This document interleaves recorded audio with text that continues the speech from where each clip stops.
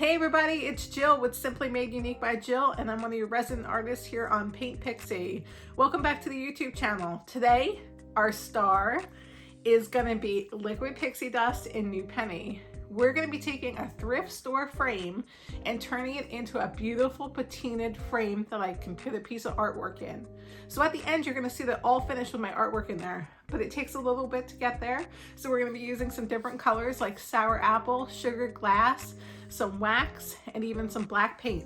So I'm gonna take you along for the ride, but the star of the show again, you're gonna see how beautiful liquid pixie dust is in New Penny. Copper is one of my favorite metallics, and this one certainly delivers. So we're gonna hop right on over to the video. Enough of my chit-chatting, and we're gonna get that frame started, and I hope you really enjoy it and you're inspired by it. Talk to you soon. You can see here that I have a thrifted frame. It was already painted, so I threw a couple coats of mud pie on it off camera.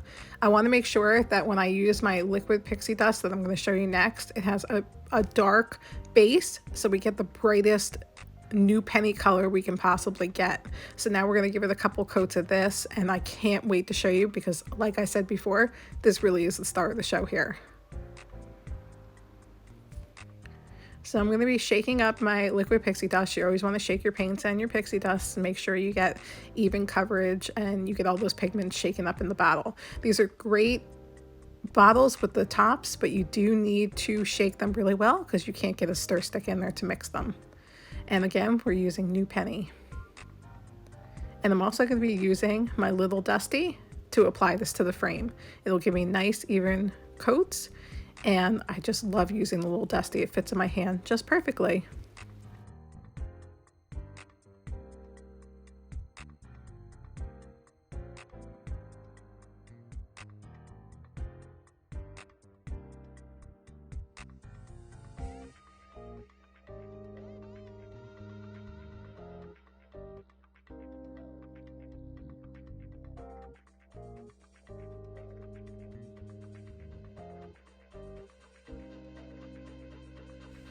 You can see here how one coat is doing the trick, but we're definitely going to give it two because we really want it to shine.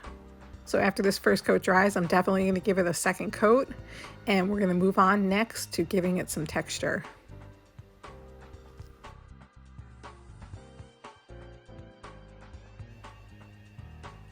Now we're going to be adding some texture. I'm using a product called Sea Spray, and normally you would put this in a bowl and add your paint to it, but since we're doing very little, we're just going to make little piles on our plate and add a little bit of paint to each one. Plus I'm using 3 different colors. We're gonna mix it up really well and just get some chunky texture. This is sugared sea glass I'm using, along with sour apple and blackberry cobbler. So I'm gonna have 3 different colored patinas, and we're gonna start with the sour apple. I am using an old chip brush because this could get kind of crunchy and hard. So I wouldn't want to use a paintbrush that I like to paint with. So I'm using something I don't paint with any longer, just in case it gets stuck in our bristles. But you really could use any kind of brush that you want. I'm going to start with the sour apple, and we're going to start just dabbing some in with some texture and some paint into spots where I would think that a copper frame might patina if it was left out in the weather. It looks kind of bright now, but once we add the blues, it's going to look even brighter. But don't worry, because we're going to be adding layers on after that. But of course, we have to start somewhere.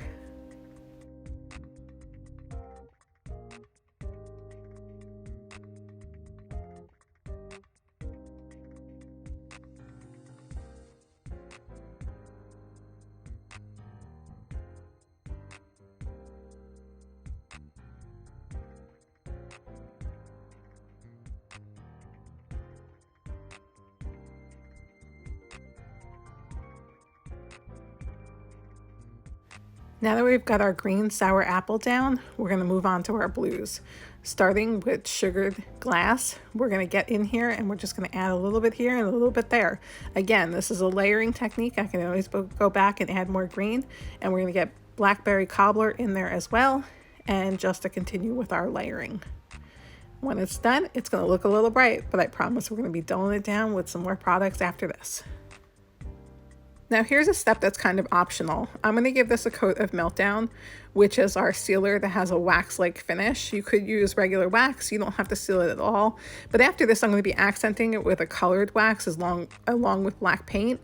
So I want to make sure that I can wipe that back if I want to and just leave it where I want. So I'm going to be taking my little bee and just adding some Meltdown to the whole frame and letting that dry really well before we move on to the next step.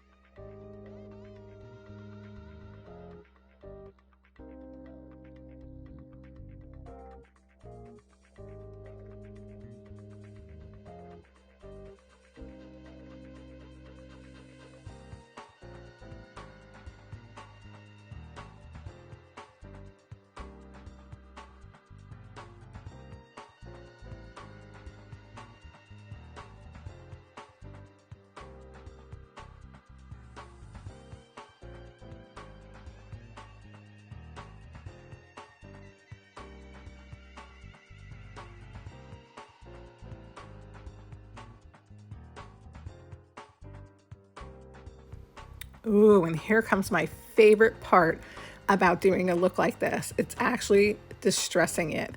So I'm taking my bee's knees, and this is Java, so it's a dark brown color, and I'm just using it not as a sealer, I'm using it as a aging agent. So I'm using this as an accent here, not as an actual sealer. So I'm just going to swipe this in over the paint where I start to dull it down and make it look a little more realistic. You can see how it kind of takes away the blue or the green, so you can't really tell which is which, but you can still see that you're going to have a patinaed look. Again, this is all about layering, and this is just one of the steps I wanted to use. Of course, you could use a different wax, you could use a different paint if you wanted to. I just like the flexibility of a wax and how easy it is to use.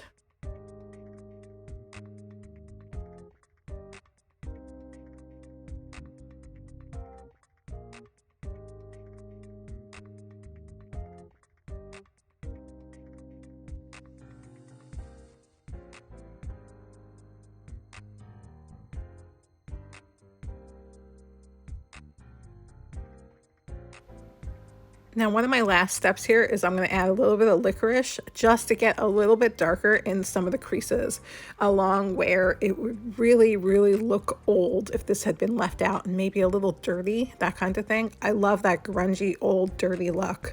And I know dirty is not the best word to be using, but that's the only way I could really think of to describe it. So we're going to get these into the crevices of the frame and just add it to a little bit any place that looks a little too bright for me.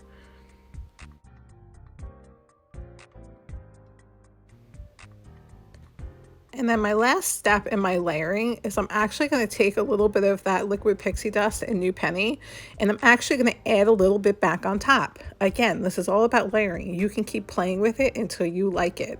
So now that we've done all this, I feel like I went a little too extra in a couple spots. So I'm going to go back and add a little bit of pixie dust on top of that just to give us back some of that shine.